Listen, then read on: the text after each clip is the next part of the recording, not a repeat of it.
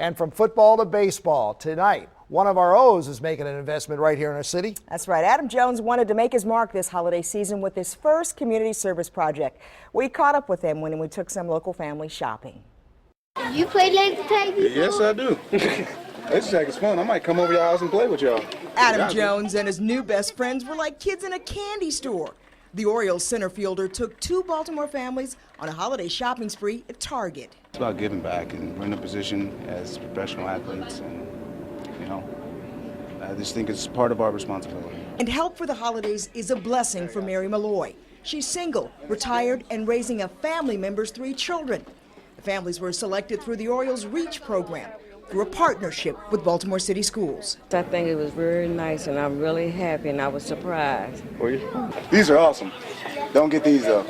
Jones was like a big kid, but this kid knows times are tough. Each year, there's tons of families. There's millions of families in every city that goes without, and I think if 1 or 2 don't, I think that's helping. In addition to looking for gifts for family members, 8-year-old Maurice Malloy came with a list of his own. Games, a tablet,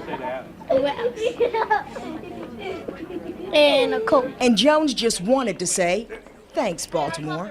I think giving back to the community that has blessed me, Baltimore's blessed me extremely.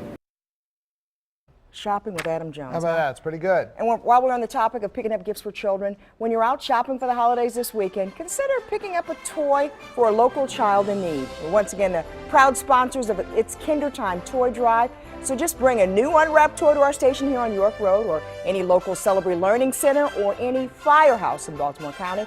And for a complete list of all the locations, just head to abc2news.com/toy drive.